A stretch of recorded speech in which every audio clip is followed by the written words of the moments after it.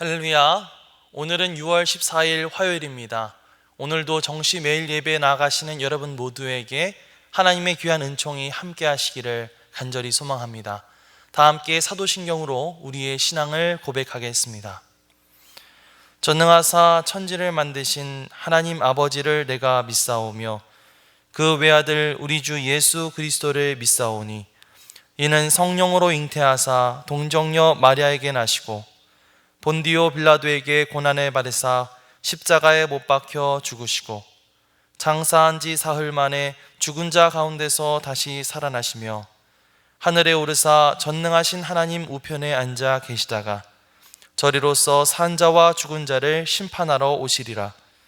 성령을 믿사오며 거룩한 공회와 성도가 서로 교통하는 것과 죄를 사하여 주시는 것과 몸이 다시 사는 것과 영원히 사는 것을 믿사옵나이다. 아멘. 다 함께 찬송가 545장 찬양하시겠습니다.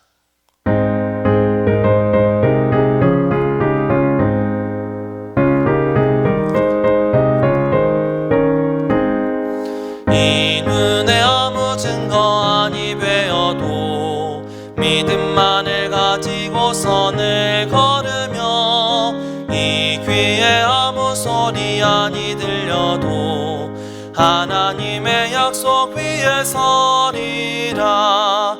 걸어가세 믿음 위에 서서 나가세 의심 버리고 걸어가세 믿음 위에 서서 눈과 귀에 아무 증거 없어도 이 눈이 보기에는 어떠하든지 이미 얻은 증거대로 늘 믿으며 이 맘에 의심 없이 살아갈 때에 우리 소원 주 안에서 이루리. 걸어가세 믿음 위에 서서 나가세 의심 버리고 걸어가세 믿음 위에 서서 눈과 귀에 아무 증거 없어도 주님의 거룩함을 두고 맹세한 주 하나님 아버지는 참 미쁘다. 그 귀한 모든 약속 믿는 자에게 능지 못할 무슨 일이 있을까.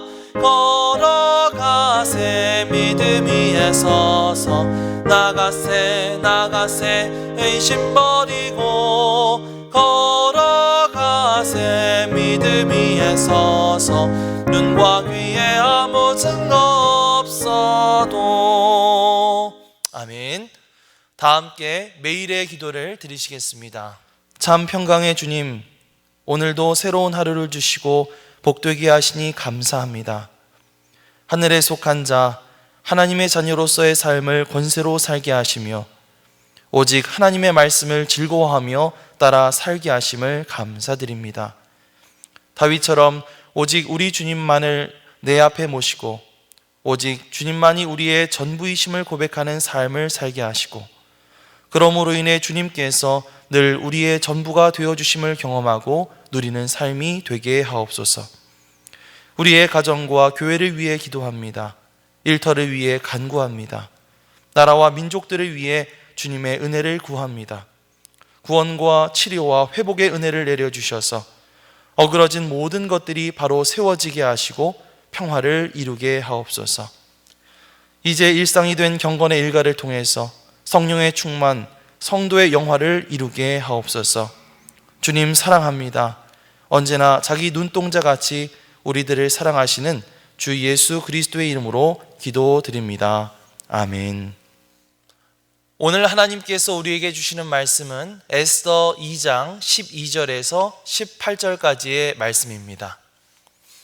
처녀마다 차례대로 아하수에로 왕에게 나가기 전에 여자에 대하여 정한 규례대로 12달 동안을 행하되 6달은 모략 기름을 쓰고 6달은 향품과 여자에게 쓰는 다른 물품을 써서 몸을 정결하게 하는 기한을 마치며 처녀가 왕에게 나아갈 때에는 그가 구하는 것을 다 주어 후궁에서 왕궁으로 가지고 가게 하고 저녁이면 갔다가 아침에는 둘째 후궁으로 돌아와서 비빈을 주관하는 넷이 사스가스의 소아에 속하고 왕이 그를 기뻐하여 그의 이름을 부르지 아니하면 다시 왕에게 나아가지 못하더라. 모르드게의 삼촌 아비하일의 딸 곧 모르드게가 자기의 딸같이 양육하는 에스더가 차례대로 왕에게 나아갈 때에 궁녀를 주관하는 넷이 헤게가 정한 것 외에는 다른 것을 구하지 아니하였으나 모든 보는 자에게 사랑을 받더라. 아하수에로 왕의 제7년 10월 곧 데벳월에 에스더가 왕궁에 인도되어 들어가서 왕 앞에 나아가니 왕이 모든 여자보다 에스더를 더 사랑하므로 그가 모든 처녀보다 왕 앞에 더 은총을 얻은지라. 왕이 그의 머리에 관을 씌우고 와스티를 대신하여 왕으로 삼은 후에 왕이 크게 잔치를 베푸니 이는 에스더를 위한 잔치라. 모든 지방관과 신하들을 위하여 잔치를 베풀고 또 각 지방의 세금을 면제하고 왕의 이름으로 큰 상을 주니라. 이는 하나님의 말씀입니다. 아멘. 할렐루야. 오늘도 말씀을 사모하는 여러분 모두에게 하나님의 귀한 은혜와 또 지혜가 함께 하시기를 간절히 소망합니다. 하나님 없이 하나님의 사람으로 라는 제목으로 하나님의 말씀을 전하겠습니다. 우리가 살펴보고 있는 이 에스더서는 주전 6세기경 대제국을 건설했던 바사, 즉 페르시아 제국의 아하수에로 왕 때를 배경으로 하고 있습니다. 아하수에로 왕이 즉위한 뒤 전국의 관리들을 초청해서 잔치를 베풀고 또 수도였던 수산공에 있는 백성들을 위해 잔치를 베풉니다. 그때 아하수에로 왕은 왕후 와스티를 사람들 앞에 소개하려 했는데 와스티가 그것을 거부하는 초유의 사건이 벌어지게 되고 결국 왕후 와스티가 폐위되기에 이릅니다. 그 뒤에 왕은 측근 신하들의 말에 따라 전국 각 지방의 관리들을 명하여 아리따운 처녀들을 수산성으로 모으게 하였는데 그것은 왕후 와스티를 이을 새로운 왕후를 뽑기 위함이었습니다. 그 가운데 말씀의 주인공인 에스더가 포함되어 있었습니다. 이 에스더는 옛날 바벨론 포로로 끌려왔던 유다인 디아스포라의 후손이었는데요. 에스더는 마치 친부모와 같이 자신을 돌봐주었던 사촌 오라버니 모르드게와 함께 살고 있었습니다. 성경은 용모가 곱고 아리따웠다고 에스더에 대해서 설명하고 있지요. 이제 왕의 조서와 명령에 따라 에스더는 다른 처녀들과 함께 왕궁으로 나아가 담당 넷이었던 헤게의 관리를 받게 됩니다. 하지만 왕에게 나아가기 위한 과정은 퍽 까다로웠습니다. 12절 말씀을 보면 여인들이 왕 앞에 나아가기 전에 그들이 지켜야 할 바사의 규례가 소개되고 있는데요. 처음 6달은 몰약으로, 또 나머지 6달은 향품과 또 여인들에게 사용되는 다른 물품들을 통해서 몸을 정결하게 하는 그런 기한들을 거쳐야만 했죠. 그렇게 12달의 기한이 지난 후에 처녀들은 자기의 차례를 기다렸다가 한 사람씩 왕에게 나아가게 되었는데 그렇게 왕에게 갔다가 돌아온 뒤 왕이 그녀를 다시 부르지 않으면 이들은 다시 왕에게 나아갈 수가 없었습니다. 자, 오랜 기다림 끝에 이제 이윽고 에스더의 차례가 되었습니다. 아하수에로 왕 제7년 10월 데벳월이라고 불리는 때에 에스더가 드디어 왕궁으로 인도되어 들어가서 왕 앞에 나아가게 되었습니다. 그리고 에스더는 왕의 마음을 사로잡게 되지요. 오늘 읽은 말씀 17절 18절을 다시 한번 함께 읽겠습니다. 왕이 모든 여자보다 에스더를 더 사랑하므로 그가 모든 처녀보다 왕 앞에 더 은총을 얻은지라. 왕이 그의 머리에 관을 씌우고 와스티를 대신하여 왕으로 삼은 후에 왕이 크게 잔치를 베푸니 이는 에스더를 위한 잔치라. 모든 지방관과 신하들을 위하여 잔치를 베풀고 또 각 지방의 세금을 면제하고 왕의 이름으로 큰 상을 주니라. 자, 그렇게 바벨론에서 끌려오게 된 유다의 민족의 후손 에스더는 당시 고대 근동 사회를 통치하던 가장 강력한 왕이었던 바사의 왕후가 된 것입니다. 자, 어떻게 해서 에스더가 왕후에 뽑히게 되었을까요? 어떤 사람들은 당연히 에스더가 제일 이뻤으니까 뽑혔겠지 하고 말할 것입니다. 그런데 과연 에스더의 미모가 그 정도로 출중했을까? 물론 7절 말씀을 보면 에스더가 용모가 곱고 아리따운 처녀라 라고 기록되어 있는 것은 맞습니다. 자, 물론 그가 아름다운 여인이었다는 것은 맞는 이야기였을 것입니다. 자, 그런데 이 바사 제국은 어떤 나라입니까? 당시 역사상 손꼽힐 정도로 넓은 지역을 통치하던 그런 엄청난 제국이었죠. 그 넓은 제국 곳곳에서 아름답다고 여겨졌던 여인들이 모두 지금 이곳에 모여 있는 것입니다. 아마 내노라 하는 그런 미인들이 다 모였을 것입니다. 그런데 그 수많은 미인들 사이에서 에스더가 특별히 특출나게 뛰어났다? 그것은 아닐 것입니다. 이것을 성경의 표현을 통해서 우리가 추측해 볼 수가 있는데요. 예를 들어서 창세기 12장에서 아브라함의 아내 사레를 표현할 때 성경은 그 여인이 심히 아리따웠다 이렇게 표현을 합니다. 또 창세기 24장 이삭의 아내 리브가에 대해서 표현할 때에도 그 소녀는 보기에 심히 아리따고 라고 말하고 있고요. 또 다윗이 늙었을 때 이 신하들이 그 다윗에게 시종을 들라고 붙여준 수냄 여인 아비삭에 대한 표현에 대해서도 그 이 처녀는 심히 아리따워 라고 표현하고 있습니다. 자, 성경의 용법상 에스더가 정말로 아름다웠다면 그 용모가 심히 아름다웠다 이렇게 심히라고 하는 부사를 붙였을 것입니다. 자, 그런데 성경을 보면 그냥 용모가 곱고 아리따웠다고만 기록되어 있죠. 물론 에스더가 아리따긴 했지만 세계적인 미모를 가진 여인은 아니었다고 하는 것입니다. 자, 그럼에도 불구하고 에스더는 가는 곳마다 사람들의 사랑과 총애를 받게 되는데요. 어제 읽었던 9절 말씀을 보시면 담당 내시였던 헤게가 에스더를 좋게 보고 은혜를 베풀어 줍니다. 또 15절 말씀에도 보면 그런 이야기가 나와 있는데요. 우리 15절 말씀을 함께 보겠습니다. 모르드게의 삼촌 아비하일의 딸 곧 모르드게가 자기의 딸같이 양육하는 에스더가 차례대로 왕에게 나아갈 때에 궁녀를 주관하는 내시 헤게가 정한 것 외에는 다른 것을 구하지 아니하였으나 모든 보는 자에게 사랑을 받더라. 모든 보는 자에게 사랑을 받더라. 자, 그녀가 다른 것으로 꾸미지 않았어도 모든 사람들에게 많은 사랑을 받았던 사람이었다고 그렇게 말하고 있죠. 그리고 결국 그녀는 왕에게까지 사랑을 받고 왕으로 발탁되기에 이릅니다. 자, 어떻게 해서 에스더는 왕뿐만 아니라 그녀를 관리했던 내시 또 그와 함께 했었던 수많은 사람들에게 사랑을 받는 사람이 될 수 있었을까요?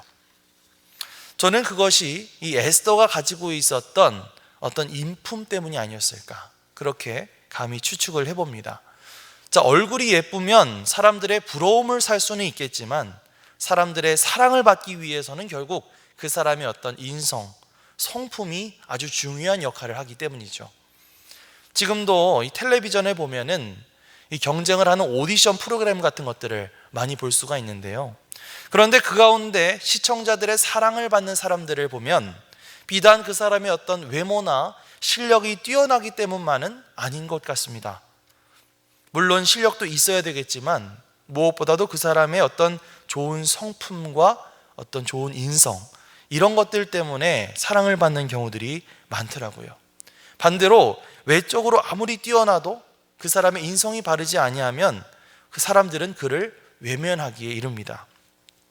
재작년인가요? 연예계를 좀 떠들썩하게 했었던 사건이 있었는데 당시 젊은이들 가운데 아주 인기 있었던 한 여자 가수 그룹의 어떤 멤버 때문이었습니다.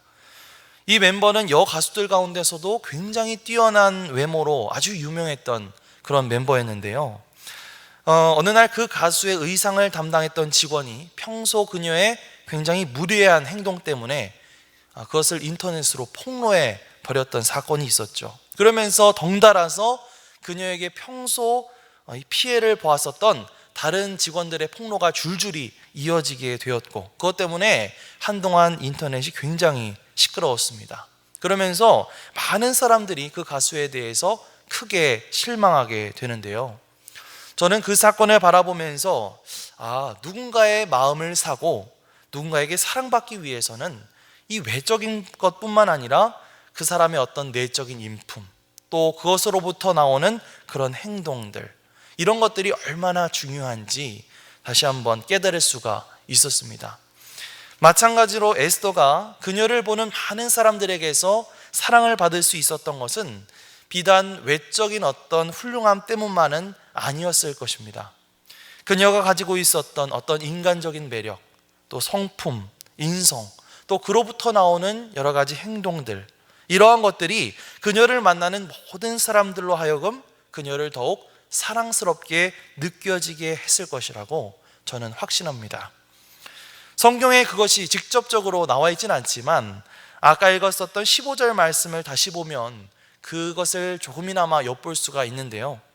당시 왕 앞으로 나아가는 처녀들에게는 원하는 것이 무엇이든 다 주어졌다고 했습니다. 이 왕의 마음을 사로잡을 수만 있다면 그 사람은 이 대제국의 왕비가 될 수 있는 거니까 그곳에 있는 처녀들은 무슨 방법이든 왕의 마음을 사로잡기 위해 무슨 방법이든 사용하려 들었을 것입니다. 그런데 에스더는 그러한 것들을 하나도 구하지 않았다고 그렇게 기록되어 있죠. 그저 자기에게 기본적으로 주어진 것들만을 가지고 왕 앞으로 나아갔다는 것입니다. 이것은 에스더의 성품이 어떠한지를 알려주는 아주 중요한 단서라고 말할 수가 있겠죠. 이 아하수에로 왕이 통치했던 이 바사 제국은 뭐든지 과하다는 그런 특징을 가지고 있습니다. 뭘 하든 그 스케일이 엄청났죠.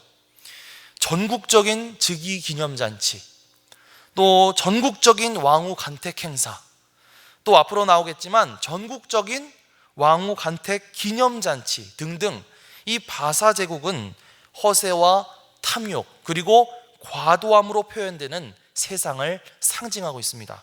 그리고 그 가운데 모인 여인들 가운데서도 거기에서 승리하기 위한 여러 가지 시기와 질투, 어떤 엄청난 경쟁, 암투 같은 것들이 성행했을 것입니다.